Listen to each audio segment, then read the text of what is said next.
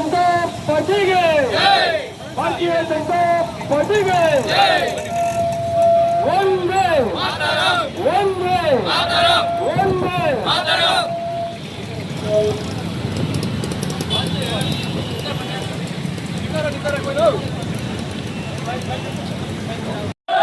Bharatiya Janata party के ಕಾರ್ಯಕ್ರಮಕ್ಕೆ ಸಂಭಾವ್ಯ ಅಣ್ಣನವರಿಗೆ ಮುನ್ಸಾಮ ಅಣ್ಣನವರಿಗೆ ಓಂ ಶ್ರೀ ಜಲ್ಪದ ಅಣ್ಣನವರಿಗೆ ಬೇಕು ಬೇಕು ಬೇಕು ಬೇಕು ಬೇಕು ಬೇಕು ಎಲ್ಲಿಯವರೆಗೂ ಹೋರಾಟ ಎಲ್ಲಿಯವರೆಗೂ ಹೋರಾಟ ರದ್ದಾಗಿರುವ 14,000 ಪಿಂಚಣಿದಾರರಿಗೆ ಕೊಡಲೇಬೇಕು ನ್ಯಾಯ.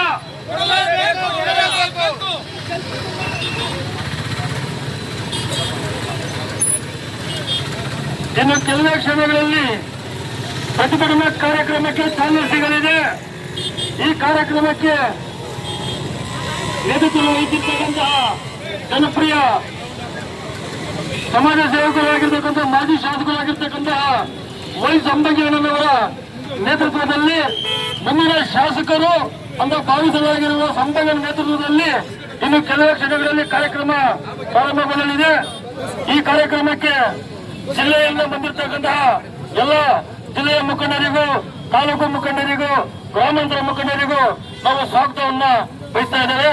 ಇನ್ನು ಕೆಲವೇ ಕ್ಷಣಗಳಲ್ಲಿ ಈ ಕಾರ್ಯಕ್ರಮ ಯಶಸ್ವಿಯಾಗಿ ಸಕ್ಸಸ್ ಆಗಲಿ ಅಂತ ಹೇಳ್ಬಿಟ್ಟು ಈ ಮೂಲಕ ತಿಳಿಸ್ತಾ ಇದ್ದೇವೆ. ನಮ್ಮನ್ನ ಅನ್ಯಾಯ ಆಗಿರುವ 14,500 ಪಿಂಚಣಿದಾರರಿಗೆ ಕೂಡಲೇ ಪಿಂಚಣಿ ಬರುವಂತೆ ಈ ಧರಣಿಯ ಮುಖ್ಯ ಉದ್ದೇಶ ಆಗಿದೆ.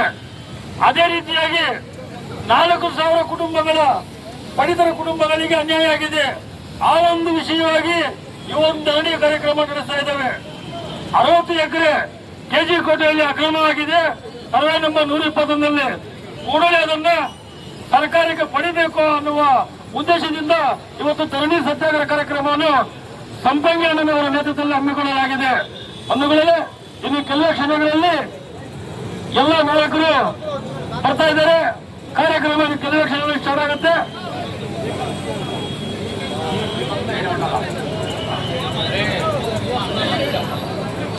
ಕಾರ್ಯಕರ್ತ ಬಂಧುಗಳೇ, ಒಂದು ಶಿಸ್ತಿನ ಪಕ್ಷವನ್ನು ಬೆಂಬಲಿಸೋಣ. ಈ ಕಾರ್ಯಕ್ರಮವನ್ನು ಬೆಂಬಲಿಸೋಣ.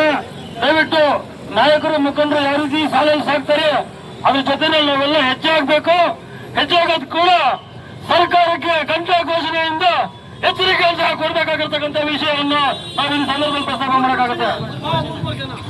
3ರಿಂದ 4 ಜನ ಇನ್ನೊಂದು ಲೈನ್ ಮಾಡ್ಕೋಬೇಕು. ಲೈನ್ಸ್ ಆಗಲಿ. ಶಿಸ್ತಿನ ಪಕ್ಷಕ್ಕೆ ಅವೆಲ್ಲ ಸಹಕಾರ ನೀಡಿ ಮಾತಾ ಭಗಿನಿಯರಿಗೆ ಒಂದು ಸಪರೇಟ್ ಲೈನ್ ಇರ್ತದೆ. ಈಗಾಗಲೇ ಎಲ್ಲ ಕಾರ್ಯಕರ್ತ ಬಂಧುಗಳು ಮುಂದೆ ಯಾರು ಇರಬಾರ್ದು, ಎಲ್ಲ ಹಿಂದೆ ಇರಬೇಕು. ಮುಂದಿನ ಸಾಲಿನಲ್ಲಿ ನಮ್ಮ ನಾಯಕರು ಇರ್ತಾರೆ.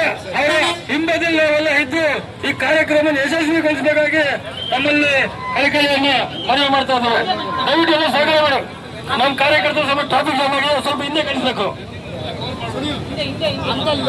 ಈ ಕಾರ್ಯಕ್ರಮಕ್ಕೆ ಅವ್ರಿಗೂ ನಾವು ಸ್ವಾಗತ ಅನ್ಕೊಡ್ತೇವೆ.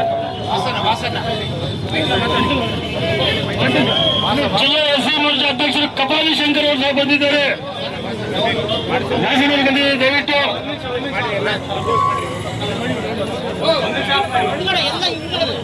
ಎಲ್ಲ ಕಾರ್ಯಕರ್ತ ಬಂಧುಗಳು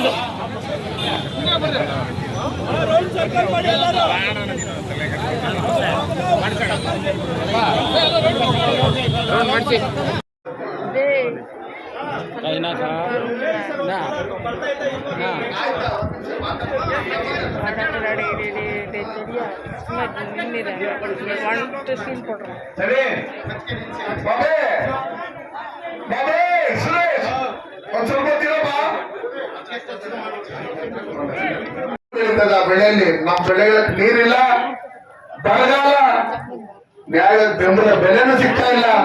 ಹಾಲು ಉತ್ಪಾದನೆಗೆ ಸಹಾಯಧನೂ ಕೊಡ್ತಾ ಇಲ್ಲ, ರೇಷನ್ ಕೊಡ್ತಾ ಇಲ್ಲ. ಈಗಿರ್ತಕ್ಕಂಥ ಸಂದರ್ಭದಲ್ಲಿ ನಾವೆಲ್ಲರೂ ಎಚ್ಚೆತ್ಕೊಂಡು ಈ ಹೋರಾಟವನ್ನ ಇನ್ನೂ ಹೆಚ್ಚಿನ ರೀತಿಯಲ್ಲಿ ನಾವೆಲ್ಲರೂ ಮಾಡಿ ಬರೀ ಕೆಜಿಎಫ್ ಒಂದೇ ಕಡೆ ಆಗಿರೋದಲ್ಲ ಇದು. ಇಡೀ ರಾಜ್ಯದಲ್ಲಿ ಲಕ್ಷಾಂತರ ಜನಕ್ಕೆ ರೇಷನ್ ಕಾರ್ಡ್ಗಳನ್ನ ಮತ್ತೆ ಓಲ್ಡ್ ಏಜ್ ಪೆನ್ಷನ್ ಗಳನ್ನ ಕಟ್ ಮಾಡಿರ್ತಕ್ಕಂಥ ಈ ಕಾಂಗ್ರೆಸ್ ಸರ್ಕಾರವನ್ನ ಪರ್ಮನೆಂಟ್ ಆಗಿ ನಾವು ಕಟ್ ಮಾಡುವಂತ ಕೆಲಸಗಳನ್ನ ಮಾಡಿ ಮುಂದಿನ ದಿನಗಳಲ್ಲಿ ನಮ್ಮ ಕೆಜಿಎಫ್ ಅಲ್ಲಿ ನಮ್ಮ ಸಂಪಂಗಿಯವರು MLA ಆಗಬೇಕು. ಈ ಕರ್ನಾಟಕ ರಾಜ್ಯದಲ್ಲಿ ಬಿಜೆಪಿ ಸರ್ಕಾರ ಅಧಿಕಾರಕ್ಕೆ ಬರಬೇಕು. ಆ ನಿಟ್ಟಿನಲ್ಲಿ ನಾವೆಲ್ಲರೂ ಹೋರಾಟ ಮಾಡೋಣ. ಈ ಸಂಬಂಧಪಟ್ಟಂತ ಅಧಿಕಾರಿಗಳು ಯಾರಿದ್ದಾರೆ? ಪಡಿತರ ಚೀಟಿಗಳ ರೇಷನ್ ಕಾರ್ಡ್ಗಳನ್ನ ಕಟ್ ಮಾಡಿರ್ತಕ್ಕಂಥದ್ದು, ವೃದ್ಧಾಪ್ಯ ವೇತನವನ್ನ 14,000 ಜನ ಅರ್ಜಿಗಳು ಕಟ್ ಮಾಡಿರ್ತಕ್ಕಂಥದ್ದು. ನಿಮ್ಗೆ ರಿಟೈರ್ ಆಗಿದ್ದಾದ್ಮೇಲೆ ನಿಮ್ಗೆ ಒಳ್ಳೆ ಸಾವು ಬರ್ಬೇಕಂದ್ರೆ ದಯವಿಟ್ಟು ಈ ಅರ್ಜಿಗಳ ಹತ್ರ ಏನು ಓಲ್ಡ್ ಏಜ್ ಪೆನ್ಷನ್ ಕಿತ್ಕೊಂಡಿದ್ರೆ, ರೇಷನ್ ಕಾರ್ಡ್ ಕಿತ್ಕೊಂಡಿದ್ರೆ ಅದು ಮತ್ತೆ ವಾಪಸ್ ಕೊಡ್ಬೇಕು. ಮತ್ತೆ ಸರ್ಕಾರಿ ಜಮೀನುಗಳನ್ನ ಏನು ಕಬಳಿಕೆ ಮಾಡಿದ್ರೆ ಅದನ್ನ ಕೂಡಲೇ ತನಿಖೆ ಮಾಡಿ ಸಂಬಂಧಪಟ್ಟವ್ರ ಮೇಲೆ ಕಾನೂನು ರೀತಿ ಕ್ರಮ ಕೈಗೊಂಡು ಆ ಸರ್ಕಾರಿ ಜಮೀನನ್ನ ಮತ್ತೆ ಸರ್ಕಾರದ ವಶಕ್ಕೆ ಪಡ್ಕೊಳ್ಳೋವರೆಗೂ ನಾವು ನಿರಂತರವಾಗಿ ಹೋರಾಟ ಮಾಡೋಣ ಅಂತ ಹೇಳಿ ಈ ಸಭೆಗೆ ಕರೆದು ನಾಲ್ಕು ಮಾತಾಡೋ ಅವಕಾಶ ಮಾಡಿ ತಮ್ಮೆಲ್ಲರೂ ನಡೆಸಿ ನನ್ನ ಮಾತನ್ನು ಮುಗಿಸ್ತೇನೆ. ಜೈ ಹಿಂದ್. ಇಲ್ಲಿ ತಾಲೂಕ್ ಕಚೇರಿಯಲ್ಲಿ ಕಾಂಗ್ರೆಸ್ ಲೀಡರ್ಸ್ಗೆ, ಕಾಂಗ್ರೆಸ್ ಅವರು ಪದಾಧಿಕಾರಿಗಳಿಗೆ ಮಾತ್ರ ಕೆಲಸ ಅಂತ ನಾವು ಕೇಳ್ಪಟ್ಟಿದ್ದೀನಿ. ಅಧಿಕಾರಿಗಳಿಗೆ ಜಿಲ್ಲಾಧ್ಯಕ್ಷರಾಗಿ ನಮ್ಮ ಜಿಲ್ಲಾ ಟೀಮಿಂದ ನಮ್ಮೆಲ್ಲ ಸಾರ್ವಜನಿಕವಾಗಿ ಒಂದು ಮನವಿ, ಒಂದು ಎಚ್ಚರಿಕೆ. ಮತ್ತೆ ಇಲ್ಲಿ ಪೊಲೀಸ್ ಅಧಿಕಾರಿಗಳು ನನಗೆ ಪರಿಚಯವಂತ ಅಧಿಕಾರಿಗಳಿದ್ದಾರೆ. ನಮ್ಮ ಕಾರ್ಯಕರ್ತರ ಮೇಲೆ ವಿನಾಕಾರಣ ಕೇಸ್ ಹಾಕಿದ್ದೆ ಆದ್ರೆ ನಾವು ನಿಮ್ಮ ಸ್ಟೇಷನ್ ಹತ್ರ ಹಾಕೋದು, ನಿಮ್ಮ SP ಕಚೇರಿ ಹತ್ರ ಹೋರಾಟ ಮಾಡ್ತೀವಿ. ಎಲ್ಲರೂ ಒಂದೇ ನ್ಯಾಯ. ನಾವು ಸಹಿಸಲ್ಲ. ನಾವು ಕೇಸ್ಗಳು ಹಾಕೊಂಡು ಬಂದು ಈ ಮಟ್ಟಕ್ಕೆ ಬಂದಿರೋರು. ನಾವು NIA ವಿರುದ್ಧ ಹೋಗಲ್ಲ, ನ್ಯಾಯದ ಪರವಾಗಿರ್ತೀವಿ. KGF ಅಲ್ಲಿ ಆತರ ತುಂಬಾ ಕೇಸುಗಳು ಇಡೀ ಜಿಲ್ಲೆಯಲ್ಲಿ ನಡೀತಾ ಇದೆ. ನಮ್ಮ ಕಾರ್ಯಕರ್ತರು ಯಾವತ್ತೂ ಎದೆ ಗುಂಡೋಷ್ಟಿಲ್ಲ. ಕಾರ್ಯಕರ್ತರು ತಾಲೂಕ್ ಆಫೀಸ್ ಬಂದ್ರೇನು ನೀವೇನು ಉಪಸಮಿತಿಯಲ್ಲಿ ಫಾಲೋವರ್ಸ್ ಏನು ಮನೆ ಹಾಕ್ತೀರಿ ಅಷ್ಟೇ ಮನೆ ಸಾರ್ವಜನಿಕರು ಆಗ್ಬೇಕು, ನಮ್ಮ ಕಾರ್ಯಕರ್ತರಿಗೂ ಆಗ್ಬೇಕು. ಇಲ್ಲ ಮಟ್ಟಲ್ಲಿ ಈ ತರ ಹೋರಾಟಗಳು ನಿಮ್ಮ ತಾಲೂಕ್ ಕಚೇರಿ ನಡೀತಾ ಇರ್ತದೆ. ಅದೇ ರೀತಿ ಪೊಲೀಸ್ ಇಲಾಖೆಗೂ ನಾನೊಂದು ಮನವಿ ಮಾಡ್ತಾ ಇದ್ದೀನಿ, ಎಚ್ಚರಿಕೆ ಕೊಡ್ತಾ ಇದ್ದೀನಿ. ವಿನಾಕಾರಣ ನಮ್ಮ ಕಾರ್ಯಕರ್ತರ ಮೇಲೆ ಹಿಂದೂ ಸಲ್ಲದ ಆರೋಪಗಳು ಬಂದಾಗ ಪರಮಾಣು ಕೇಸ್ ಹಾಕ್ಬೇಕು. ತಪ್ಪು ಮಾಡಿದ್ರೆ ಯಾರ ಮೇಲೂ ಕೇಸ್ ಹಾಕಿದ್ರೆ ನಾವಿಲ್ಲ. ವಿನಾಕಾರಣ ಕೇಸ್ ಹಾಕಿದ್ರೆ ಅಲ್ಲಿ ನಾವು ಇರ್ತೀವಿ ಅಂತ ಇನ್ನೊಂದಂತ ಎಚ್ಚರಿಕೆ ಕೊಡ್ತಾ ಇದ್ರೆ ನೀವೆಲ್ಲ ಪಕ್ಷದ ಕಾರ್ಯಕರ್ತರು ಇವತ್ತು ಇಷ್ಟು ಏನು ಆಕ್ರೋಶ ಪರಿಚಯ ಬಂದಿದ್ರೆ ಮುಂದಿನ ದಿವಸಗಳಲ್ಲಿ ಬರ್ದಿದ್ರೆ ನಮ್ಮ ಅಧ್ಯಕ್ಷ ಸಂಸದರು ನಾನು ಹೇಳ್ತೀನಿ ಪ್ರತಿಕೊಳ್ಳಿ 2028 ಅಥವಾ 1 ನೇಷನ್ 1 ಎಲೆಕ್ಷನ್ ಆದ್ರೆ ಖಂಡಿತವಾಗಿ ಬಿಜೆಪಿ ಅಧಿಕಾರಕ್ಕೆ ಬರ್ತಾರೆ. ನ್ಯಾಯಬದ್ಧ ಅಂತ ಹೋರಾಟ ಮಾಡೇ ಮಾಡ್ತೀವಿ. ಯಾರು ತೊಂದರೆ ಆಗ್ತೀರ ಅವ್ರ ಜೊತೆ ನಾವು ಇರ್ತೀವಿ. ನಿಮ್ಮಲ್ಲಿ ಸಂಘಟನೆ ಎಲೆಕ್ಷನ್ ಅಲ್ಲಿ ಕೆಲಸ ಮಾಡ್ತೀವಿ. 24 ಗಂಟೆ ಬಿಜೆಪಿ ಕಾರ್ಯಕರ್ತರು ಕೆಲಸ ಮಾಡ್ತಾರೆ. ದೇಶ ಧರ್ಮ ಅಂತ ಮಾಡೋದು ಬಿಜೆಪಿ ಕಾರ್ಯಕರ್ತರು. ಆ ಕಾರಣಕ್ಕೆ ಬಿಜೆಪಿ ಕಾರ್ಯಕರ್ತನ ಬಿಜೆಪಿ ಲೀಡರ್ಸ್ ನ ಎದುರಾಕಕ್ಕೆ ಹೋಗ್ಬೇಡ್ರಿ.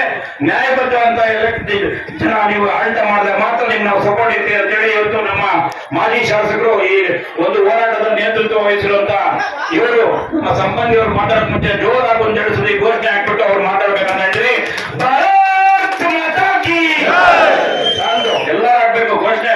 ಅಲ್ಲಾಗ್ಬೇಕಿದ್ದು ಏನ್ ಹೇಳ್ಬೇಕು? ಭಾರತ್ ಮಾತಾ ಕೀ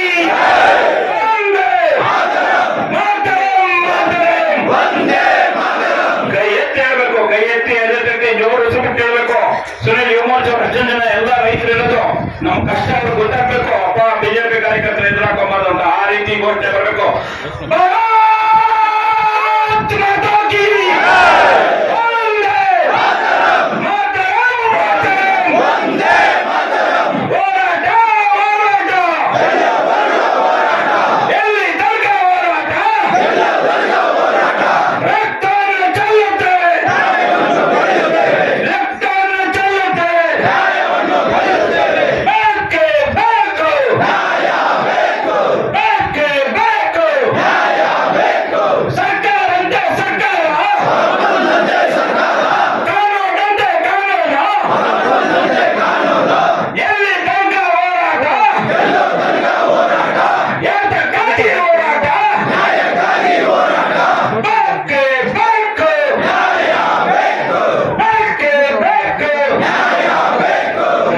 ನಮ್ಮ ಶಾಸಕರು ಮಾತಾಡಬೇಕಂತ ಮನವಿ ಮಾಡ್ತಾ ಇದ್ದೀನಿ. मोदी जी की जी की, ವಿಜೇಂದ್ರಣ್ಣ ಜಿ की. ನಮ್ಮ ಪೊಲೀಸ್ ಅಧಿಕಾರಿಗಳಲ್ಲಿ ವಿನಂತಿ ಮಾಡ್ತೇನೆ, ನಾವು ಬಂದಿರತಕ್ಕಂಥದ್ದು ನಮ್ಮ ನೋವು, ಇಲ್ಲಿ ನೊಂದ ಕುಟುಂಬಗಳ ಪರವಾಗಿ, ನೊಂದ ಜೀವಗಳ ಪರವಾಗಿ ನಾವು ಈ ಹೋರಾಟವನ್ನು ಹಮ್ಮಿಕೊಂಡಿದ್ದೇವೆ. ನಾವು ಮಾತಾಡಾದ ಮೇಲೆ ಏನಾದರೂ ಅಧಿಕಾರಿಗಳು ಬಂದು ಮನವಿ ತಕ್ಕೊಂಡು ಉತ್ತರ ಕೊಡದೇ ಇದ್ರೆ ತಾಲೂಕು ಆಫೀಸ್ ಒಳಗಡೆ ಹೋಗಿ ಕೂತ್ಕೊಳ್ತೀವಿ. ನಾನು ಮಾತಾಡೋದ್ರೊಳಗಡೆ ನೀವು ಅದನ್ನು ಸರಿ ಮಾಡಿ.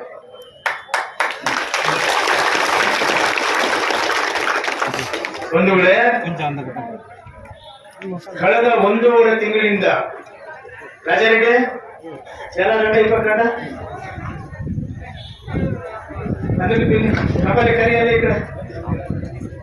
ಕಳೆದ 1.5 ತಿಂಗಳಿಂದ ನಮ್ಮ ಕೆಜಿಎಫ್ ತಾಲೂಕಲ್ಲಿ ನಡೀತಕ್ಕಂತ ಅಕ್ರಮಗಳನ್ನ ಮಾಧ್ಯಮಗಳ ಮೂಲಕ ನಮ್ಮ ಇಡೀ ಕ್ಷೇತ್ರ ಜಿಲ್ಲೆಯ ಜನ ನೋಡುವ ರೀತಿಯಲ್ಲಿ ನಾವು ದಾಖಲೆಗಳ ಸಮೇತ ನಿಮ್ಮ ಮುಂದೆ ಇಟ್ಟಿದ್ದೇವೆ.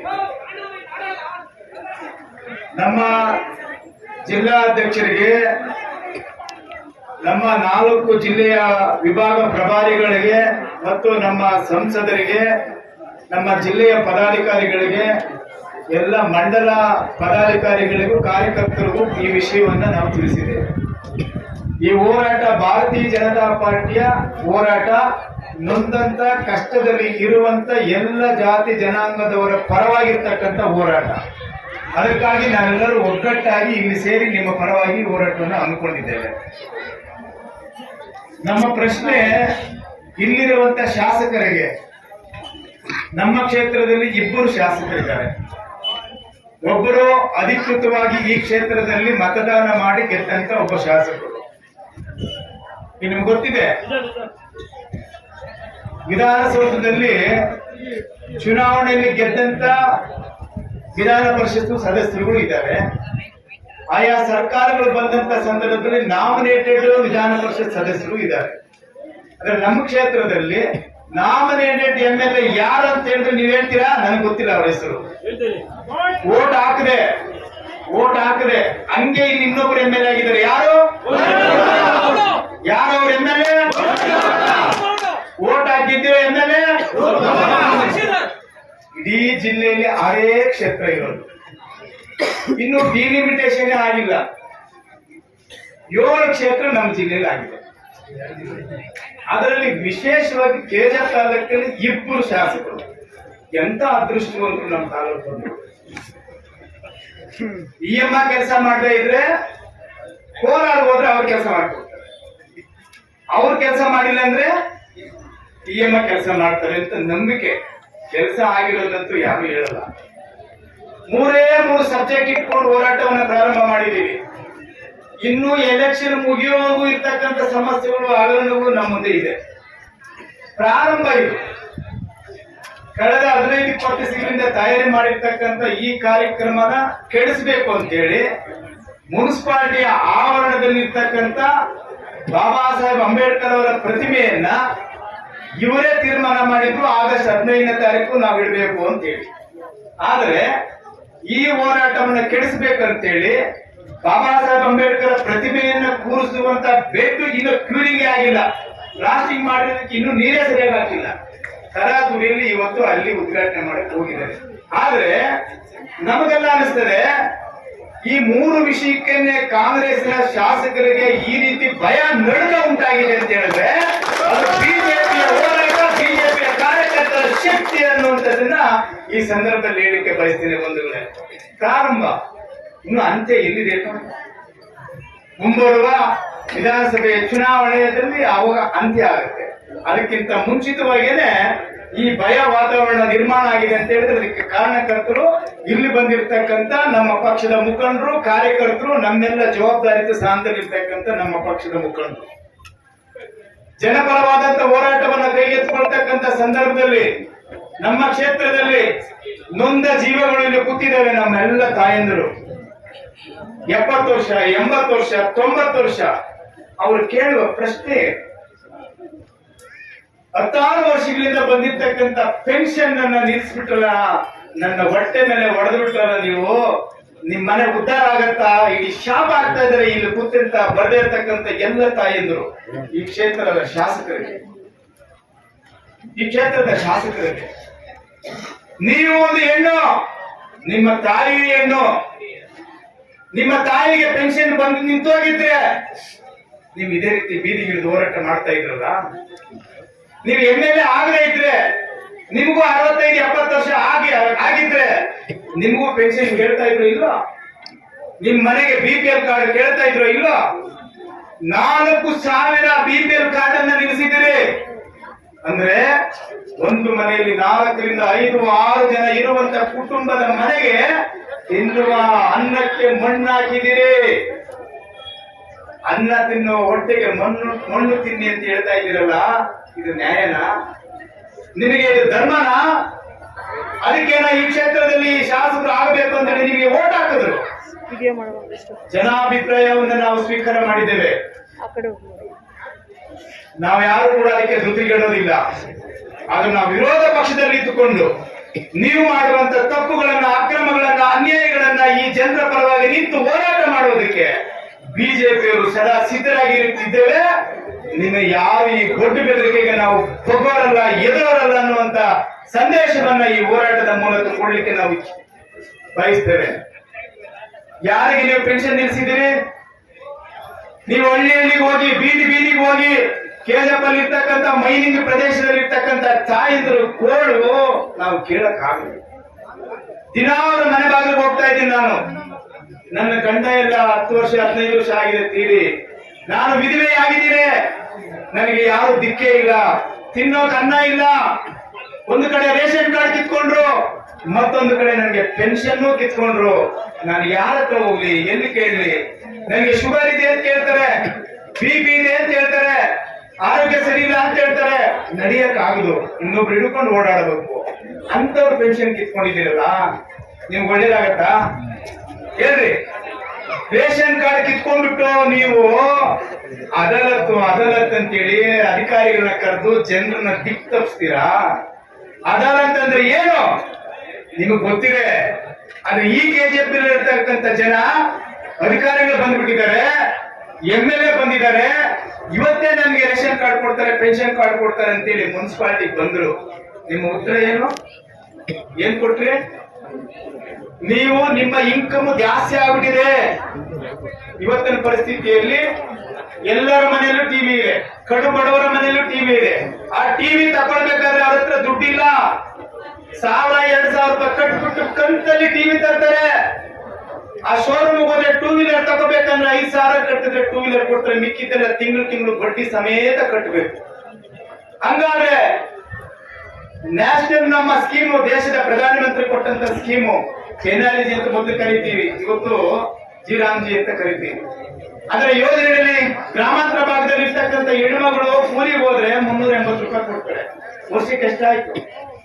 1,20,000 ರೂಪಾಯಿ ಆಗುತ್ತೆ ತಂತ್ರ. ಆ ಅಕೌಂಟ್ ನೇರವಾಗಿ ಬರ್ತದೆ ಅವ್ರ ಅಕೌಂಟ್ಗೆ. ಅದನ್ನು ಕೂಡ ನೀವು ಆ ಇನ್ಕಮ್ ಅನ್ನ ತೋರಿಸಿ ನೀವು ರೇಷನ್ ಕಾರ್ಡ್, ಪೆನ್ಷನ್ ಕಿತ್ತಾಕ್ತಾ ಇದ್ದೀರಲ್ಲ. ಅಂದ್ರೆ ಒಂದು ಕಡೆ ನೀವು 5 ಗ್ಯಾರಂಟಿ ಕೊಟ್ಟಲ್ಲ, ಈ 5 ಗ್ಯಾರಂಟಿಗೆ ಕೊಡ್ಲಿಕ್ಕೆ ದುಡ್ಡು ಇದೆ, ಅಭಿವೃದ್ಧಿಗೆ ಹಣ ಇಲ್ಲದೆ, ಗುತ್ತಿಗೆದಾರರಿಗೆ ದುಡ್ಡು ಕೊಡದೆ, ಇವತ್ತು ನಿಮ್ಮ ಸ್ವಂತ ಅಭಿವೃದ್ಧಿಗೆ ತೀರ್ಮಾನ ಮಾಡ್ಕೊಳ್ಳಕ್ಕೆ ನೀವು ಸರ್ಕಾರ ಇರೋದು ಅಷ್ಟು ಬಿಟ್ಟರೆ ಬೇರೆ ಏನಕ್ಕಿಲ್ಲ. ಅದನ್ನ ತುಂಬಲಿಕ್ಕೆ ಇವತ್ತು ಪೆನ್ಷನ್ ನಿಲ್ಲಿಸಿದಿರಿ, ರೇಷನ್ ಕಾರ್ಡ್ ನಿಲ್ಲಿಸಿದಿರಿ. ಪೆನ್ಷನ್ಗೆ 80% ಹಣ ಕೇಂದ್ರ ಸರ್ಕಾರ ಕೊಡೋದು ಪ್ರಧಾನಮಂತ್ರಿ ನರೇಂದ್ರ ಮೋದಿಜಿಯವರು. ನೀವು ಬೇರೆ 20%. ಹಾಗಾದ್ರೆ ಇವ್ರು ಎಲ್ಲಿ ಹೋಗ್ಬೇಕು? ಯಾಕೆ ಈ ಮಾನದಂಡಗಳು? ಕಳೆದ 10 ವರ್ಷಗಳ ಸಮಯದಲ್ಲಿ ನಾವು ಅಧಿಕಾರದಲ್ಲಿದ್ದೀವಿ. ಒಂದೇ ಒಂದು ಪೆನ್ಷನ್ ಕಾರ್ಡ್ ತೆಗೆದಿದ್ವಾ? ನಾವು ಒಂದೇ ಒಂದು ರೇಷನ್ ಕಾರ್ಡ್ ತೆಗೆದಿದ್ವಾ? ಅವಾಗ್ಲೂ ಕೂಡ ಕೇಂದ್ರ ಸರ್ಕಾರ ಕಾಲಕ್ಕೆ ನೀವು ಪರಿಶೀಲನೆ ಮಾಡಿ ಕ್ರಮ ತಗೊಳ್ಳಿ ಅಂತೇಳಿ ಅಲ್ಲಿಂದ ಸುತ್ತೋಲೆಗಳು ಬರ್ತಾನೆ ಇತ್ತು. ನಮ್ಮ ಸರ್ಕಾರ ಯಾವತ್ತೂ ಕೂಡ ರೇಷನ್ ಕಾರ್ಡ್ ಆಗ್ಲಿ, ಪೆನ್ಷನ್ ಆಗ್ಲಿ ತೆಗಿಯಕ್ಕೆ ಹೋಗಿಲ್ಲ. ಬಡವರು ಬದುಕಲಿ, ಚೆನ್ನಾಗಿರ್ಲಿ, ಅವ್ರಿಗೆ ಇನ್ನು ಏನ್ ಬೇಕು ಅದು ಮಾಡೋಣ ಅನ್ನೋ ಯೋಜನೆಗಳನ್ನ ನಮ್ಮ ಸರ್ಕಾರ ಕೊಡ್ತೇ ಹೊರತು ಇದನ್ನ ಗಿಡಿಸ್ಕೊಳಕ್ ಹೋಗಿಲ್ಲ. ಆದ್ರೆ ನೀವು ಇಲ್ಲಿ ಕೂತಿರ್ತಕ್ಕಂಥವ್ರು, ಆಚೆ ಇರ್ತಕ್ಕಂಥವ್ರು, ಮನೇಲಿ ಇರ್ತಕ್ಕಂಥವ್ರು ಎಲ್ಲ ಮನೆಗಳಲ್ಲಿ ನೀವು ಮುನ್ಸೂಚನೆ, ಯಾವುದೇ ಮುನ್ಸೂಚನೆ ಕೊಡದೆ, ಇದು ನೋಟಿಸ್ ಕೊಡದೆ, ತರಾತುರಿಯಲ್ಲಿ ನೀವು 4,000 ರೇಷನ್ ಕಾರ್ಡ್ ಯಾಕೆ ತೆಗೆದ್ರಿ? ಯಾಕೆ ತೆಗೆದ್ರಿ? 14,500 ಪೆನ್ಷನ್ ಕಾರ್ಡ್ಗಳನ್ನ ಯಾಕೆ ರದ್ದು ಮಾಡಿದ್ರಿ? 4 ತಿಂಗಳಿಂದ, ಕಳೆದ 8 ವರ್ಷಗಳಿಂದ ನೀವು ಈ ಕ್ಷೇತ್ರದಲ್ಲಿ ಆಡಳಿತವಿದೆ, ಅವಾಗಲೇ ತೆಗಿಬೇಕಾಗಿತ್ತಲ್ಲ. ಅರೆ ರೇಷನ್ ಕಾರ್ಡ್ ಮಂತ್ರಿ ಯಾರು? ರೇಷನ್ ಕಾರ್ಡ್ ಮಂತ್ರಿ ಯಾರು ಹೇಳ್ರಿ? ರೂಪ ಅವರೇ, ನಿಮ್ಮ ತಂದೆಯವರು. ಎಷ್ಟೋ ಜನರಿಗೆ ಪಾಪ ಗೊತ್ತಿಲ್ಲ ಇಲಾಖೆ ಬಗ್ಗೆ ಹೆಸರು. ನಿಮ್ ತಂದೆನೇ ಮಂತ್ರಿ. ಹೋಗಿ ಅಪ್ಪ, ನನಗೆ ಜನ ಓಟ್ ಹಾಕಿದ್ದಾರೆ, ನನ್ನ ಮಾನ ಮನೆಯಲ್ಲಿ ಬೀದಿಯಲ್ಲಿ ಬಿಜೆಪಿಯವರು ಹರಾಜಾಗ್ತವ್ರೆ, ಈ ತಾಯಂದರು ಬೀದಿ ನಿಂತ್ಕೊಂಡು ಇಡೀ ಶಾಪ ಆಗ್ತಾ ಇದ್ದಾರೆ, ನೀನು ಒಂದು ಈ ಹೆಣ್ಣು ಬಾಳಿಗೆ ಮಣ್ಣಾಕಿದ್ದೀರಿ ಅಂತ ಕೇಳ್ದವ್ರೆ. ಅದಕ್ಕಾಗಿ ನನಗೆ ಕೂಡಲೇ ಸುತ್ತೋಲೆಯನ್ನು ಹೊರಡಿಸಿ ನಾಳೆ ಬೆಳಗ್ಗೆಯಿಂದಲೇ ಈ ರೇಷನ್ ಕೊಡುವ ಮಾಡು ತಂದೆ ಅಂತ ಕೇಳೋ ಹಕ್ಕು ನಿನ್ಗಿಲ್ಲಮ್ಮ. ನಿನ್ಗೆ ತಂದೆ ಅಲ್ವಾ ನಿಮ್ಮಪ್ಪ ಮುನಿಯಪ್ಪನವರು? ಅದನ್ನ ಹೇಳ್ಬೇಕಲ್ಲ ನಿಮ್ ಪ್ರೆಸ್ ಮೀಟ್ ಅಲ್ಲಿ ಜನರಿಗೆ, ನನ್ನ ತಂದೆ ಮುನಿಯಪ್ಪ ಅಲ್ಲ, ನಮ್ಮ ಗುರು ಗೋವಿಂದ ಗೌಡ ಅಂತ ಹೇಳ್ಬೇಕಲ್ಲ ನೀವು ಪಬ್ಲಿಕ್ ಅಲ್ಲಿ.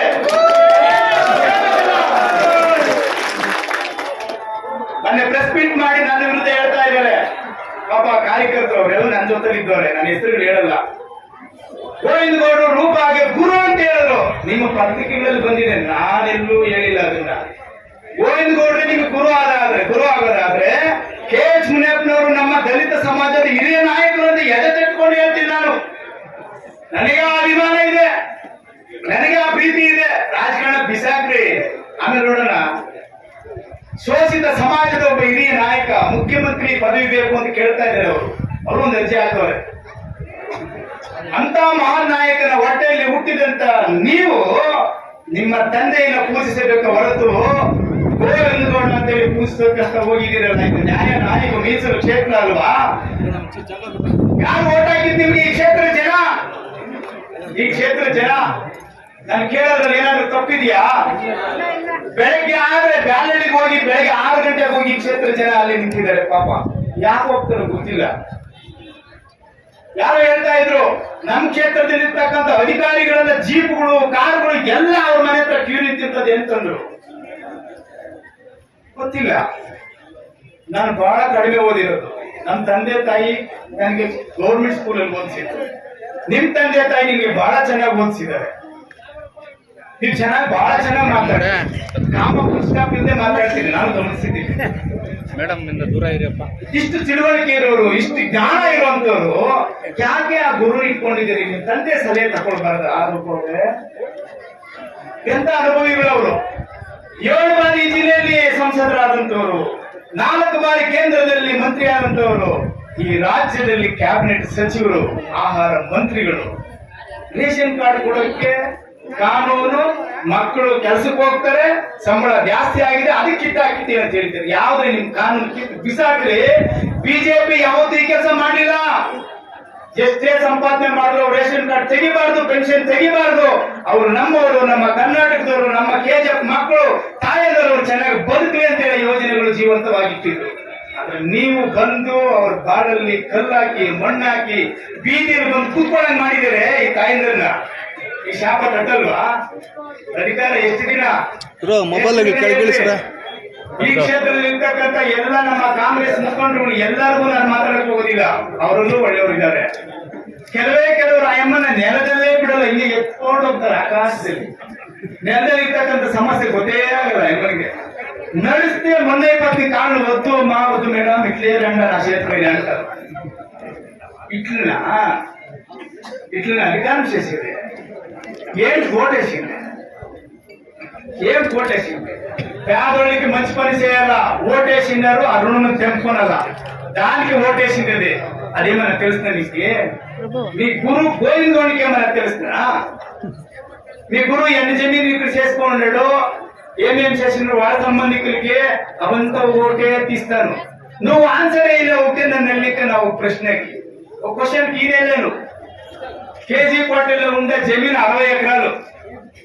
కిత్తండూరు శ్రీనివాసపురం తాలూకు మా రోనూరు చంద్రన్ ఇక్కడ వచ్చినారు. ఆ ఊరు చేసినారు 60 ఎకరాలు. పేపర్లో ಆ 60 ಎಕರೆನ ನಮ್ಮ ಜಿಲ್ಲಾಧ್ಯಕ್ಷರು ಸ್ವಲ್ಪ ಸಹಾಯ ಮಾಡು. ಆ 60 ಎಕರೆ ಭೂಮಿ 1930ರಲ್ಲಿ ಮೈಸೂರು ಮಹಾರಾಜರು ಅರಣ್ಯ ಇಲಾಖೆಗೆ ವರ್ಗಾವಣೆ ಮಾಡಿದ್ದಾರೆ ಅನ್ನುವಂಥ ದಾಖಲೆ ಫಾರೆಸ್ಟ್ ಡಿಪಾರ್ಟ್ಮೆಂಟ್ ಅವರು ಕೊಟ್ಟಿದ್ದಾರೆ. ಅವರದೇ ಸೀಲು, ಅವರದೇ ಸೈನ್. ಸರ್, ಈ 121 ಎಕರೆ ಸರ್ವೆ, 121 ಸರ್ವೆ ನಂಬರ್ ಅಲ್ಲಿ 60 ಎಕರೆ ಭೂಮಿ ನಮ್ಮದು ಅಂತೇಳಿ ಅವ್ರ ರೈಟಿಂಗ್ ಅನ್ನ ಕೊಟ್ಟಿದ್ದಾರೆ. ಇಲ್ಲಿದೆ ನೋಡಿ.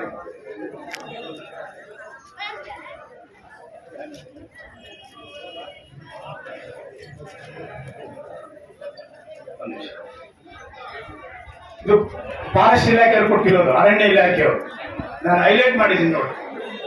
1930ರಲ್ಲಿ ವರ್ಗಾವಣೆ ಮಾಡಿದ್ದಾರೆ ಮೈಸೂರು ಮಹಾರಾಜರು.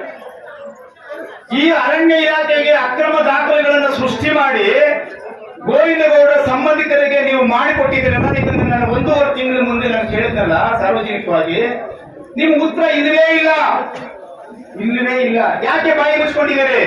ನಿಮ್ ಗುರು ಬೈತಾರ, ಬಡಿಯೋ ಬರ್ತಾರ, ನಿನ್ ಚೆಪ್ಪನ್ ಮಾಟ ಏನಾರ ನೀವೇನ್ ಮಾತಾಡ್ಬೋದು ಅಂತ ಏನಾರ ಭಯ ಇಡಿಸ್ತಾರ?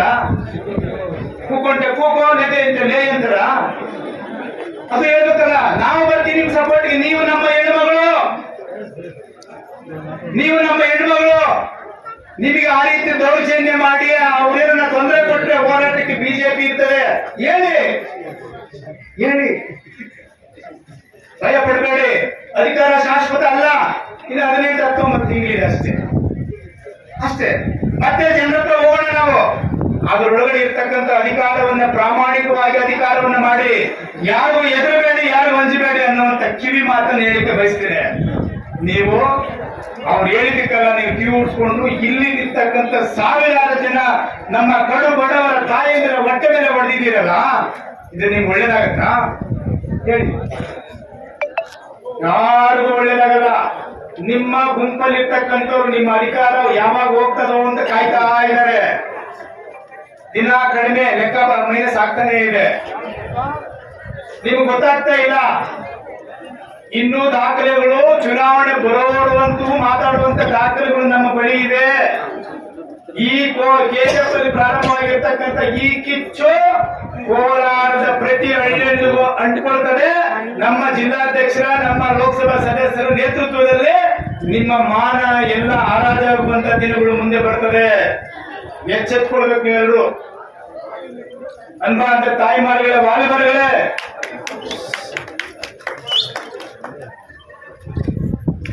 உங்களுக்கு ரேஷன் கார்டு இல்ல, பென்ஷன் இல்ல, இது ரெண்டு பத்தி பட்டு பேசுறேன். ஏன்னா 60 ஏக்கர் நேரம் ஐயோ அது எங்க இருக்குது, நம்மளுக்கு எனக்கு பென்ஷன் கொடுத்தா போதும், ரேஷன் கார்டு கொடுத்தா போதும் ಅಂತ நீங்க கேட்டு கரெக்டானே? சரி, 4000 ரேஷன் கார்டு எடுத்துட்டாங்க. இது நாம இல்ல, ரூபா அவங்க அப்பா முனியப்பா, இவங்க 2 பேர் தான் 4000 ரேஷன் கார்டை எடுத்து இருக்குது. இதுக்கு நாம போராட்டம் பண்ணிருக்கோம்.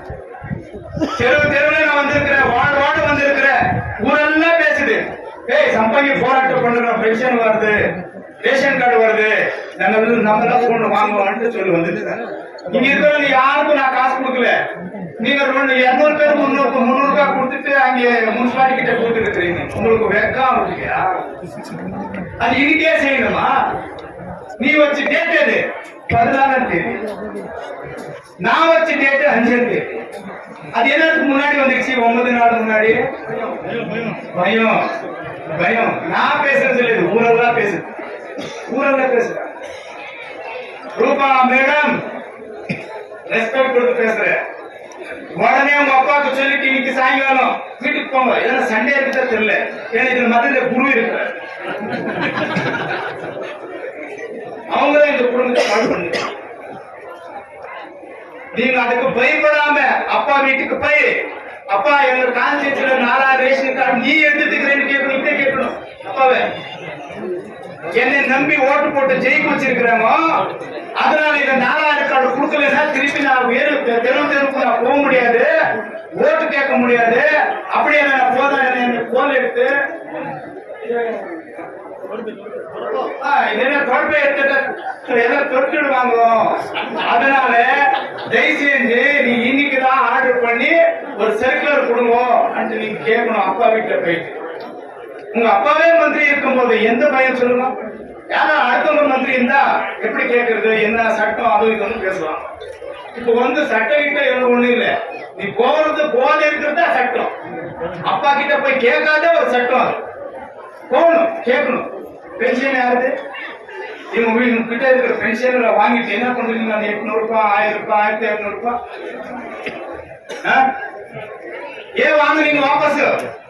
நீங்க கேட்கிற டாக்குமெண்ட் அவங்க கிட்ட எங்க இருக்குது? கேட்டா நீ மகங்களை நீங்க தூர வைங்க, குடும்பம் ஒன்னா இருக்கக்கூடாது, நீங்க எல்லாம் பிரிச்சுட்டு வாங்கன்னு சொல்றீங்க. நீங்க இந்த அம்மா இந்த தாசில்தார் 1 மாசம் இருக்குது வந்து, இந்த அம்மாவுக்கு நான் 1 மாசம் பின்னாடியே ஒரு லெட்டர் கொடுத்தேன். பாருங்க, பென்ஷன் இப்படி இருக்குது, ரேஷன் கார்டு இப்படி இருக்குது, 60 ஏக்கர் நேரம் அந்த இது சீனிவாஸ் கொடுக்க திருப்பிட்டு இருக்கிறாங்க, அது வாபஸ் வாங்குங்கன்னு நான் சொன்னேன். இது வரைக்கும் இந்த அம்மா மூச்சு வாங்கி 1 வாரத்துக்குள்ள பேசினேன். பேசுறாங்க, நீங்க கேட்டீங்கன்னு தெரியாது. எல்லா கோவிந்தோட ரிலேஷனுக்கே செஞ்சுட்டு இருக்காங்க. அவங்க பேர்ல எவ்வளவு நிலம் இருக்குதுன்னு கூட டாக்குமெண்ட் வாங்கியிருக்கிறாங்க. இதை டைவர்ட் பண்றதுக்கு யார் நேரம் 60 ஏக்கர், 100 ஏக்கர், 200 ஏக்கர் யாரு இருந்தா உனக்கு தாக்கத்து இருந்தா நீ எடுக்கோ, இல்ல உனக்கு தாக்கத்து இருந்தா நான் செய்து தப்புன்ட்டு எல்லாம் நம்ம கான்செப்ட் கொடு. எப்படி ஸ்ரீனிவாசபுரம் தாக்கத்து எடுத்துட்டு போனீங்க? இதுக்கு யார் இன்ஃபுளுன்ஸ் பண்ணாரு? நீங்க யாரு எம்எல்ஏ? நீ சொல்லாம இந்த அதிகாரிகளை வேலை செஞ்சாங்க, இவங்க தானே செஞ்சு கொடுத்தாங்க. இந்த கச்சேரிக்கு வந்தா உங்க ரேஷன் கார்டுக்கும் பென்ஷனுக்கும் இன்கம் சர்டிபிகேட் கேஷ் சர்டிபிகேட் வந்தா பணம் பணம் பணம்னு சொல்லி கேக்குது. சேரு பணம்னு கேக்குது, தேர்தல் பணம் கூட கேக்குது, அந்த சேர்ல போற ஆள் கூட பணம்னு கேக்குது. எங்க பணம்? எவ்வளவு பணம் கொடுக்கணும் சொல்லுங்க. ரேஷன் கார்டுக்கு 2000, 3000, இந்த இன்கம் சர்டிபிகேட் கேஷ் சர்டிபிகேட்டுக்கு 2000, 3000 யாரப்பா வீட்டு செலவு பண்ண? ஏன் கவர்மெண்ட் பேமெண்ட் கொடுக்காத உங்களுக்கு? இல்ல அங்கேதான் இன்னொரு எம்எல்ஏ கோயிலோட எடுத்துப்பீங்க கொடுக்கணும், காசு பண்ணணும். இந்த எம்எல்ஏக்கு வெப்பம் இல்ல, உன் பதவியே உன் அதிகாரத்தை நீ நிரூபிக்கணும், சாதிக்கணும். இது ஜன ஓட்டு போடுறது உனக்கு கோயிலோட கதா. அவங்களுக்கு என்ன மரியாதை? உன் குரு இருந்தா உங்க வீட்டை வச்சுக்கோங்க, ஜனங்க முன்னாடி என்ன குரு. இந்த மாதிரி நீங்க யார் யார் வந்திருக்கிறீங்க, ரேஷன் கார்டு பென்ஷன் இது பிராரம்பிச்சிருக்கோம் போராட்டம் கொடுக்கிற வரைக்கும் நாங்க எல்லாம் இந்த போராட்டத்தை எப்பவும் உருவே இல்லை. போராட்டம் பண்றோம், பெங்களூர்ல நம்ம ஸ்டேட் பிரசிடென்ட் சொல்லி போராட்டம் பண்றோம். அப்புறம் நம்ம கவர்மெண்ட் வந்துச்சுன்னா வந்தே வருது. நீங்க எல்லாம் மனசுல வைங்க, நானே நிக்கிறேன். நீங்க எல்லாம் நம்ம கவர்மெண்ட் வரும் முன்னாடி நம்ம டிஸ்ட்ரிக்ட் பிரசிடென்ட் ரிக்வெஸ்ட் பண்ணி, நம்ம விபாக் பிரபாரி நம்ம பெரிய லீடர் வந்திருக்கிறாங்க பேட்டங்க, அவங்களுக்கு ரிக்வெஸ்ட் பண்ணி எம்பிக்கும் ஒரு அப்பீல் பண்றேன். ஸ்டேட் பிரசிடென்ட் கிட்ட சொல்லி நானே பிளாஸ்ல இது யார் யாருக்கு பென்ஷன் அது எவ்வளவு பணம் வரட்டும், அவங்களோட வீட்டுல எதனா சம்பாதனை பண்ணட்டும், மறுபடி திருப்பி அவங்களுக்கு பென்ஷன் வரணும், ரேஷன் கார்டு வரணும், இது கூட வேற பிரச்சனை கொடுத்து உங்களுக்கு எல்லாம் வரும். இது அசூரன்ஸ் பண்றாங்க. ஆனா இவங்க பாக்கலாம் நம்ம போராட்டம் பண்ணிருக்கிற இப்போ அவங்களுக்கு இது மெமரேண்டம் கொடுக்குறோம். அவங்க எதனா ஸ்டெப் எடுக்கலன்னா இங்க இருக்கிற ஒவ்வொரு ஆபீஸ் கூட ஆபீசர் கூட என்னென்ன செய்யுங்க எல்லாம் தெரியும் நம்மளுக்கு. யாரும் கூட இது நம்ம எம்பி இருக்கும் போது பணம் ஸ்டேட் கவர்மெண்ட் பணம் குடிச்சு இது கட்டியிருந்தோம். இங்க இனாகிரேஷனுக்கு நம்ம ரெவென்யூ மினிஸ்டர் அசோக் வந்தார். அதனால இங்க வந்திருக்கிறவங்க யாரோ நீங்க நோக்கப்படாதீங்க. உங்க வீட்டு பிள்ளை மாதிரி ನಾವು வேலை செய்யறேன், ನಿಮ್ಮ ಮನೆ ಮಗನಾಗಿ ನಾನು ಇರ್ತೇನೆ, ನಿಮ್ಮ ಸೇವಕನಾಗಿ ಕೆಲಸ ಮಾಡ್ತೇನೆ. ನಿಮ್ಮ ಪರವಾಗಿ ಯಾವುದೇ ಸಮಸ್ಯೆ ಬಂದರೂ ಕೂಡ ಹೋರಾಟದಲ್ಲಿ ಭಾಗವಹಿಸಿ ನಮ್ಮ ಮುಖಂಡರಿಗೆಲ್ಲ ಜೊತೆಲಿ ಇಟ್ಕೊಂಡು ನಿಮಗೆ ನ್ಯಾಯ ಕೊಡಿಸುವಂತ ಕೆಲಸವನ್ನ ಮಾಡ್ತೇವೆ.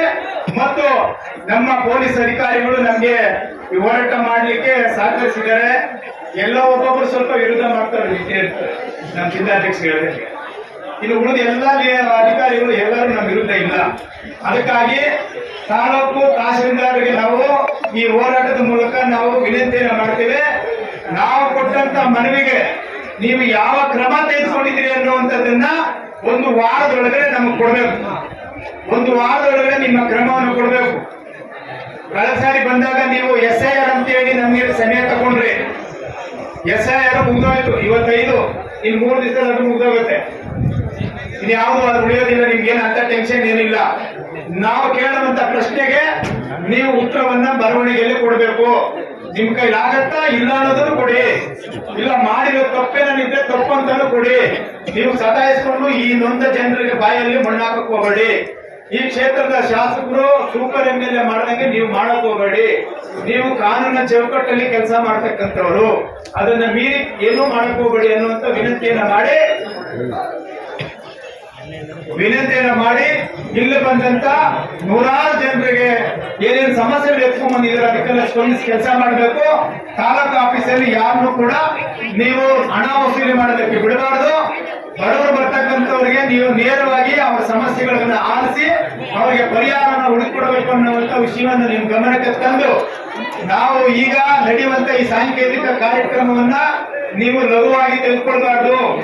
ಇದು ಒಂದು ರೀತಿ ಹೋರಾಟದ ಪ್ರಾರಂಭದ ದಿನ ಅಂತ ತೆಗೆದುಕೊಳ್ಬೇಕು. ಜಾತಿ ಪ್ರಮಾಣ ಪತ್ರ, ಆದಾಯ ಪ್ರಮಾಣ ಪತ್ರಕ್ಕೆ ಇಲ್ಲಿ ಬಂದ್ರೆ ನೀವು ಕೇಳಬಾರ್ದ ದಾಖಲೆಗಳನ್ನ ಕೇಳೋದು, ಅವರ ಹತ್ರ ಹಿಂದೆ ಇರ್ತಕ್ಕಂತ ದಾಖಲೆಗಳನ್ನ ಕೇಳೋದು, ನೀವು ವಾಪಸ್ ಕಳಿಸೋದು, ಆಮೇಲೆ ವಯಸ್ಸಾದವರೆಲ್ಲ ಬಂದ್ರೆ ನೀವು ಬೈದು ಕಳಿಸೋದು, ಇಲ್ಲಿ ಮರ್ಯಾದೆಯಿಂದ ಮಾಡುವಂಥದ್ದು ಮಾಡಕ್ ಹೋಗ್ಬೇಡ್ರಿ. ಸರ್ಕಾರ ಆಫೀಸ್ ಇರೋದು ಇಂಥವ್ರು ಬಂದಾಗ ಪ್ರೀತಿಯಿಂದ ಮಾತಾಡಿ ಅವ್ರಿಗೆಲ್ಲ ಕೆಲಸಗಳನ್ನ ಮಾಡಿಕೊಡ್ಬೇಕು. ಆಗದೆ ಇರ್ತಕ್ಕಂಥ ಕೆಲಸವು ಕೂಡ ಯಾವ ರೀತಿ ಪರಿಹಾರ ಹುಡುಕ್ಬೇಕು ಅನ್ನೋದನ್ನ ಹುಡುಕಿ ಅವ್ರಿಗೆ ಮಾಡ್ಕೊಡ್ಬೇಕು ಅಂತೇಳಿ ನಾನು ಈ ಸಂದರ್ಭದಲ್ಲಿ ಹೇಳ್ತಾ, ನಾನು ಇಷ್ಟೊಂದು ವಿಷಯಗಳನ್ನ ನಿಮ್ಮೆಲ್ಲರ ಮುಂದೆ ತಾಲೂಕು ಕಚೇರಿಯಲ್ಲಿ ಧರಣಿ ಮೂಲಕ ಮಾತಾಡಿದ್ದೇವೆ. ಇವೆಲ್ಲವೂ ಕೂಡ ಸಾರ್ವಜನಿಕರ ಪರವಾಗಿರುವಂತಹ ಸಮಸ್ಯೆಗಳು. ಇದನ್ನ ಕೂಡಲೇ ಬಗೆಹರಿಸಬೇಕು ಅಂತ ಹೇಳ್ತಾ, ಈಗ ನಮ್ಮ ಮನವಿಯನ್ನ ನಮ್ಮ ತಾಲೂಕು ದಂಡಾಧಿಕಾರಿಗಳಿಗೆ ಕೊಡ್ತಾ ಇದ್ದೀವಿ. ನೀವು ಇದನ್ನ ತೆಗೆದುಕೊಂಡು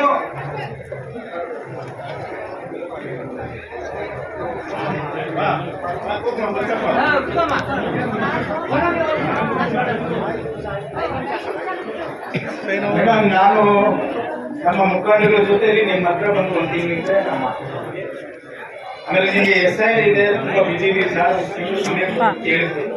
ಒಂದು ತಿಂಗಳು ಕಳೆದಿದೆ. ಹಾಗ್ಯಾಕೆ ಮಾಡಿಲ್ಲ ಅಂತ ನಾನು ಕೇಳಕ್ ಹೋಗಲ್ಲ. ನೀವು SIR ಮುಂದಿಟ್ಟಿದ್ದೀರಿ, ಅದು ಕೂಡ ಬಹಳ ಎದುರಾದಂತ ವಿಷಯ. ಈಗ ತಕ್ಷಣ ಈ 3 ಸಮಸ್ಯೆಗಳಿಗೆ ನೀವು ಕಾನೂನು ಪರಿಶೀಲನೆ ಮಾಡಿ ನಾನು ಈ 3 ವಿಷಯಗಳನ್ನ ನಿಮ್ಮ ಮುಂದೆ ಓದ್ಬಿಡ್ತೀನಿ. ನಾನು ಮನವಿ ಕೊಡೋದಿಲ್ಲ.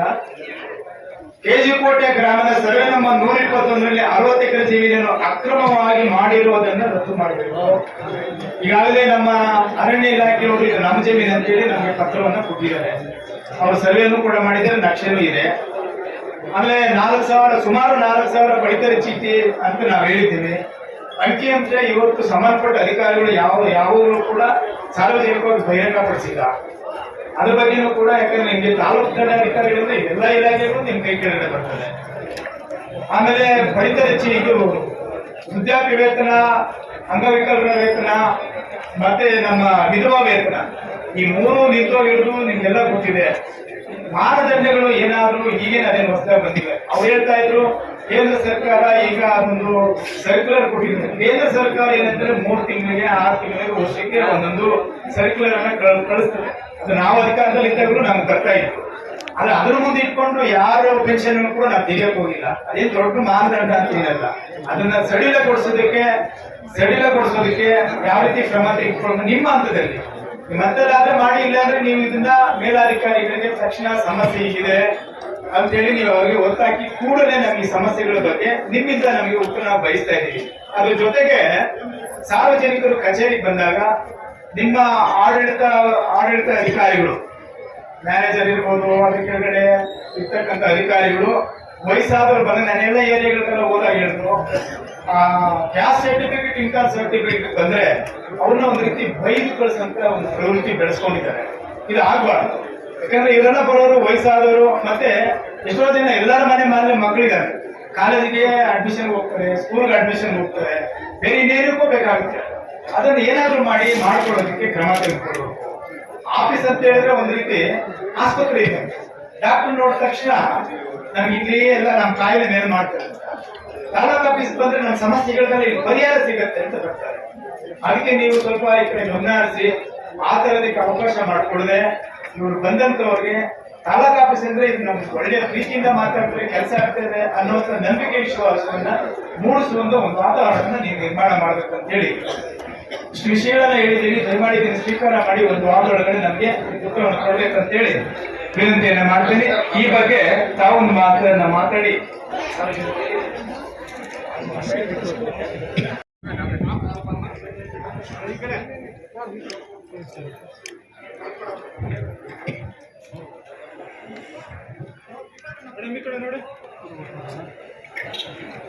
ಎಲ್ರಿಗೂ ನಮಸ್ಕಾರ.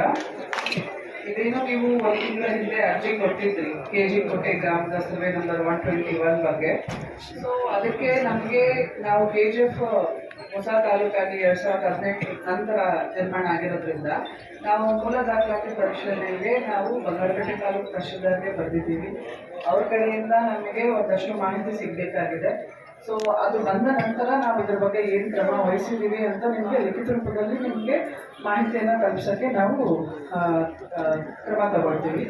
ಮತ್ತು ಎರಡನೇದು 4,000 ಪಡಿತರ ಚೀಟಿ. So BPL card APL card ಆಗಿರುವಂತಹ ಒಂದು ಸಿಚುವೇಶನ್. ಅದರಲ್ಲಿ ನಮ್ಮ ಫುಡ್ ಅವರು ನಿಮಗೆ ಸ್ಟ್ಯಾಟಿಸ್ಟಿಕ್ಸ್ ಪ್ರಕಾರ ಮಾಹಿತಿ ಕೊಡ್ತಾರೆ. ಬಟ್ ಆದರೆ ಯಾವುದೇ ಕಾರ್ಡ್ ಕ್ಯಾನ್ಸಲ್ ಆಗಿಲ್ಲ ಅನ್ನೋದು ಸಾರ್ವಜನಿಕರ ಗಮನಕ್ಕೆ ತರಕ್ಕೆ ಇಷ್ಟಪಡ್ತೀನಿ. ಎಲ್ಲ ಕಾರ್ಡ್ಗಳು BPL ಇಂದ APL ಆಗಿ ಕಾರಣಾಂತರಗಳಿಂದ ಕನ್ವರ್ಟ್ ಆಗಿದೆ. ಅದನ್ನು ನಾವು ಆದಷ್ಟು ಬೇಗ ನಮ್ಮ ಟೆಕ್ನಿಕಲ್ ಟೀಮ್ ಅಲ್ಲ ನಾನು ಅದನ್ನೇ ಹೇಳ್ತಿದ್ದೀನಿ. ಒಂದು ನಿಮಿಷ ನಾನು ಏನು ಹೇಳ್ತೀನಿ ಅಂದರೆ ಜನಗಳು ರೇಷನ್ ಕಾರ್ಡು ಕ್ಯಾನ್ಸಲ್ ಆಗಿ ಅವರು ರೇಷನ್ ಹೋದಾಗ ಅವ್ರಿಗೆ ರೇಷನ್ ಕೊಡದಿರೋ ವಾಪಸ್ ಕಳಿಸಿರೋ ಅದೇ ಒಂದ್ ನಿಮಿಷ ಸೊ ಅಲ್ಲಲ್ಲ ಪರಿಶೀಲನೆ ಮಾಡ್ತಿದ್ದೀನಿ ಅಂತ ನಾನು ಹೇಳ್ತಾ ಇರೋದು. ಅದು ಯಾವ ಸಂದರ್ಭದಲ್ಲಿ ಯಾವ ಕಾರಣಗಳಿಂದ ಆಗಿದೆ ಅದೇ ನಾನು ಟೆಕ್ನಿಕಲ್ ಡೀಟೇಲ್ಸ್ ನಮ್ಮ ಫುಡ್ ಡಿಪಾರ್ಟ್ಮೆಂಟ್ ಅವ್ರ ಕಡೆಯಿಂದ ನಿಮಗೆ ಮಾಹಿತಿ ತಲುಪಿಸ್ತೀನಿ. ಮತ್ತೆ ಪೆನ್ಷನ್ ಅವ್ರದ್ದು ಏನಾಗಿತ್ತು ಅಂದ್ರೆ 14,000 ಸಂಶಯಾಸ್ಪದ ಪೆನ್ಷನರ್ಸ್ ಮಾಶಾಸನ ಪಡೆಯೋದು ನಮಗೆ ಪಟ್ಟಿ ಕಟ್ಟಿದ್ರು ನಮ್ಮ ಸರ್ಕಾರದ ಹಂತದಿಂದ. ಅದರಲ್ಲಿ ನಾವು ವೆರಿಫೈ ಮಾಡಿ 800 ಜನದ ಪೆನ್ಷನ್ಸ್ನ ಅವಾಗ ಕಂಟಿನ್ಯೂ ಮಾಡಿದ್ವಿ. ಸಸ್ಪೆನ್ಷನ್ ಸ್ಟೇಜಲ್ಲಿ ಇಟ್ಟಿಲ್ಲ. ಅಂದರೆ ಯಾವುದೇ ಪೆನ್ಷನರ್ಸ್ 14,000ದಲ್ಲಿ ಯಾರೆಲ್ಲ ಇದ್ರೋ ಅವರು ಅಷ್ಟು ಜನದ್ದು ಸಸ್ಪೆನ್ಷನ್ ಅಲ್ಲಿ ಇಟ್ಟಿದ್ದೀವಿ. ಸೊ ಸಸ್ಪೆನ್ಷನ್ ಅಂದ್ರೆ ಅದನ್ನ ತಹಶೀಲ್ದಾರ್ ಲಾಗಿನ್ಗೆ ಪುಷ್ ಮಾಡ್ತಾರೆ. ಸಸ್ಪೆನ್ಷನ್ ಆದ ಕೂಡಲೇ ತದನಂತರ ಅದನ್ನ ನಾವು ಕಂಟಿನ್ಯೂ ರನ್ ಮಾಡೋದಕ್ಕೆ ಅವಕಾಶ ಇರುತ್ತೆ. ಸೊ ಸಸ್ಪೆನ್ಷನ್ ಅಲ್ಲಿ ಇಟ್ಟಿದ್ದೀವಿ. ಇನ್ನು 13,055 ಅರ್ಜಿಗಳು ನನ್ನ ತಹಶೀಲ್ದಾರ್ ಲಾಗಿನ್ನಲ್ಲಿ ಉಳ್ಕೊಂಡಿದೆ. ಅದನ್ನ 200 ಅರ್ಜಿಯಷ್ಟು ಈಗ SIR ಕೆಲಸದ ಮಧ್ಯದಲ್ಲಿ ಪರಿಶೀಲನೆ ಮಾಡಿದ್ದೀವಿ. ಅದನ್ನ ನಾವು ರನ್ ಮಾಡೋದಕ್ಕೆ ಕಂಟಿನ್ಯೂ ಸಹ ಮಾಡಿದ್ದೀವಿ.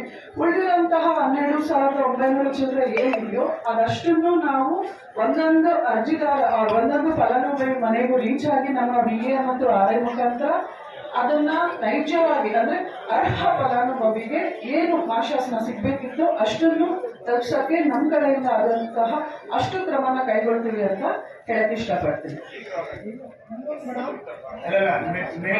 ಮೇಡಮ್ ಪದಗಳು ನಮ್ಗರ್ಥ ಆಗುತ್ತೆ, ಇಲ್ಲಿ ಅರ್ಥ ಆಗಲ್ಲ. ಅವರು ಅನುಮಾನಾಸ್ಪದ ಫಲಾನುಭವಿಗಳಿಗೆ ನಾವು ಸಸ್ಪೆನ್ಷನ್ ಇಟ್ಟಿದ್ದೀವಿ ಅಂದ್ರೆ ಅಮಾನತು ಅಂತ ಅರ್ಥ.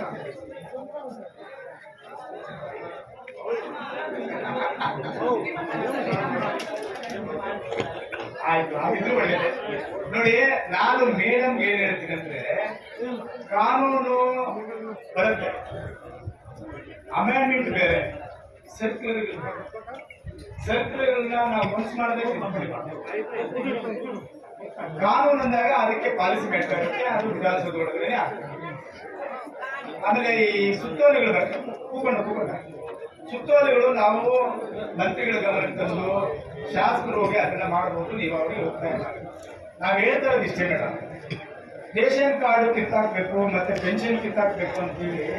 ಆ ಪದ ಈಗ ನಾವು ಯಾಕೆ ಸ್ವಾಭಾವಿಕವಾಗಿ ರದ್ದಾಗಿದೆ ಅಂತ ಪದ ಬಳಸ್ತೀವಿ ಅಂದ್ರೆ, ನೀವು ಅದು BPL ಇಂದ APL ಕನ್ವರ್ಟ್ ಆಗಿದೆ ಅಂತ ಹೇಳ್ತೀವಿ. ಕನ್ವರ್ಟ್ ಅನ್ನೋ ಪದ ಮತಾಂತರ ಅನ್ನೋ ಸಂದರ್ಭದಲ್ಲಿ ಬಳಸ್ತೀವಿ. ಕನ್ವರ್ಟ್ ಆಗಿದೆ ಅಂತ ಹೇಳಿ ಯಾರು ಅರ್ಥ ಆಗಲ್ಲ. APL ಕಾರ್ಡೇ ಅದು ಒಂದು ರೀತಿ ಜೀವ ಇದ್ದ ಕಾರ್ಡ್. ಇಟ್ಕೋಬೋದಷ್ಟೇ. ನಮ್ಮ ಕುಟುಂಬದಲ್ಲಿ 8 ಜನ ಇದ್ದೀವಿ ಅಂತ, ಅದ್ರಲ್ಲಿ ಅಕ್ಕಿ ಇಲ್ಲ, ಬೇಳೆ ಇಲ್ಲ, ಸಕ್ಕರೆ ಇಲ್ಲ, ಗೋಧಿ ಇಲ್ಲ. ಇನ್ನೂ ಮುಂದಕ್ಕೆ ಒಂದು ಹೆಜ್ಜೆ ಹೋದ್ರೆ ಯಾವುದೇ ಆಸ್ಪತ್ರೆಯಲ್ಲಿ ದಾಖಲು ಮಾಡಿಕೊಡಲ್ಲ, ಸರ್ಕಾರದ ಯೋಜನೆಗಳು ಒಂದೂ ಸಿಕ್ಕಲ್ಲ. ಇದು ಏಕೆ ಅದೇ ಯಾವ್ದು ಸಿಕ್ಕಲ್ಲ. ಹಂಗಾಗಿ ಕನ್ವರ್ಟ್ ಆಗಿರೋದು ಬೇಡ, ಮತ್ತೆ ಅದನ್ನ ವಾಪಸ್ಸು ಡಿಟೇಲಾಗಿ ಇಳಿಸೋದಕ್ಕೆ ನಾವು ಸ್ವಲ್ಪ ಶಿಫಾರಸು ಮಾಡಿ. ಯಾಕಂದ್ರೆ ನಿಮ್ಮ ಹತ್ರದಲ್ಲಿ ಆಗಲ್ಲ, ನಮ್ಗೆ ಗೊತ್ತಿದೆ. ಯಾಕಂದ್ರೆ ಬಡವರು ನಿಮ್ಗೆ ಗೊತ್ತಿದೆ ಎಲ್ಲ ಮೈಂಡ್ ಸೆಟ್ ಹೆಂಗಿದ್ದಾರೆ ಅಂತ, ಎಲ್ಲ ಅನುಲಾಸ್ತಾರೆ ಬೆಳಾಡ್ಕೊಂಡು. ಅವ್ರಿಗೆ ಗೊತ್ತಿಲ್ಲ ಹೇಗ್ ಕೇಳಬೇಕು, ಹೇಗ್ ಮಾತಾಡ್ಬೇಕಂತ. ಕೆಲವು ಸಂದರ್ಭದಲ್ಲಿ ಅವ್ರಿಗೆ ಹೇಗ್ ಮಾತಾಡ್ಬೇಕಂತ ನಿಮ್ಗೆ ಗೊತ್ತಿರಲ್ಲ. ಹಂಗಾಗಿ ತಾವು ತಿಳುವಳಿಕೆಯವರು, ವಿದ್ಯಾವಂತರು, ಇಲ್ಲಿ ನಮ್ಮ ತಹಸೀಲ್ದಾರರು, ನೀವು ಅವ್ರ ಪರವಾಗಿ ನಿಂತು ರೆಮಿಡಿ ಬಗ್ಗೆ ನೀವು ಈ ತಾಲೂಕಿನ ಶಾಸಕರಿಗೆ ಸಜೆಷನ್ ಮಾಡಿ, ಸಲಹೆ ಕೊಡಿ. ಒಂದು ರೀತಿ ಒಂದು ಆಗೋದಾದ್ರೆ ಎಲ್ಲ ಆಗ್ಬಿಡಿ, ಇಲ್ಲಾಂದ್ರೆ ಹೋರಾಟ ನಿರಂತರವಾಗಿರ್ತದೆ. ನಾವು ಬರೋದು, ನಿಮ್ಮನ್ನು ಕೇಳೋದು, ನೀವು ಇಷ್ಟೇ ಹೇಳಕ್ಕೆ. ಅದರಿಂದ ತತ್ಕ್ಷಣ ನಿಮ್ಮಿಂದ ಸಲಹೆಯ ರೂಪದಲ್ಲಿ ನೀವು ಮಾಡೋದಕ್ಕೆ ಪ್ರಯತ್ನ. ಈಗ ಕನ್ವರ್ಟ್ ಆಗಿರೋದು ಈಗ ಆಗ್ಬಿಟ್ಟಿದೆ ಅಂತ ಹೇಳಿದ್ರೆ ಅವ್ರಿಗೆ ಗೊತ್ತೇ ಆಗಲ್ಲ. ನಮ್ BPL ಕಾರ್ಡ್ ನಿಂತೋಯ್ತು, ಅಕ್ಕಿ ಬರ್ತಾ ಇಲ್ಲ ಅಂತ. ಅಕ್ಕಿ ಬಂದ್ರೇನೆ ಅವ್ರಿಗೆ ನೀವು BPL APL ಅವ್ರಿಗೆ ಗೊತ್ತೇ ಆಗಲ್ಲ. ಅಕ್ಕಿ ಬಂತು, ಬಂದಿಲ್ಲ, ನಿಲ್ಸ್ಬಿಟ್ಟು ಕೊಟ್ಟಿಲ್ಲ ಅಷ್ಟೇ. ಪೆನ್ಷನ್ 4 ತಿಂಗಳಿಂದ ಬಂದಿಲ್ಲ ಅಂತಾರೆ, 7 ತಿಂಗಳಿಂದ 5 ತಿಂಗಳಿಂದ ಬಂದಿಲ್ಲ ಅಂತಾರೆ. ಮಾತ್ರೆಗೆ ಹಂಗಾಗ್ತಾರೆ ಮೇಡಮ್. ಮಕ್ಕಳು ಸಾಕಲ್ಲ, ಇದಾರೆ ಮಕ್ಕಳಿದ್ದಾರೆ, ಎಷ್ಟೋ ಜನ ಮಕ್ಕಳು ಓದಿರೋರು ಇದ್ದಾರೆ, ವಿದ್ಯಾವಂತರು ಇದ್ದಾರೆ, ಕೆಲವು ಆರ್ಥಿಕವಾಗಿ ಚೆನ್ನಾಗವ್ರೆ. ಅದು ತಂದೆ ತಾಯಿ ಸಾಕ, ಅವ್ರ ಪಾಪ ಅದೇ ಮನೆ ಕುತ್ಕೊಂಡು ಎದುರು ಕುತ್ಕೊಳಕ್ಕಾಗಲ್ಲ ಇದೆ. ಎಲ್ಲ ತಾಯಂದ್ರು, ಯುವಕರು, ಹಿರಿಯರು, ನಮ್ಮ ಪಕ್ಷದ ಮುಖಂಡರು, ನಮ್ಮ ಇಬ್ರು ಅಧ್ಯಕ್ಷರುಗಳು, ನಮ್ಮ ಹೀರೋಗಳು ಇಲ್ಲೇ ಇದ್ದಾರೆ. ನಗರದ ಅಧ್ಯಕ್ಷರು ಸುರೇಶ್ ಅವರು ಮತ್ತೆ ಗ್ರಾಮಾಂತರ ಅಧ್ಯಕ್ಷರು ಸ್ವಾಮಿಗಳು. ಇವರ ಕೈ ಕೆಳಗಡೆ ನಾನು ಕೆಲಸ ಮಾಡಿ ನಿಮ್ಮೆಲ್ಲರ ಮಧ್ಯದಲ್ಲಿ ಒಬ್ಬ ಕಾರ್ಯಕರ್ತನಾಗಿ, ಒಬ್ಬ ಸೇವಕನಾಗಿ ನಿಮ್ ಮುಂದೆ ಇಲ್ಲಿ ಬಂದಿದ್ದೇನೆ. ಇದು ನಮ್ಮ ಒಟ್ಟಳ್ಳಿ ಗ್ರಾಮಸ್ಥರು ಕೂತಿದ್ದಾರೆ. ಸರ್ಕಾರಿ ಸ್ಮಶಾನದ ಬಗ್ಗೆ ದಯಮಾಡಿ ಇದನ್ನು ಕೂಡ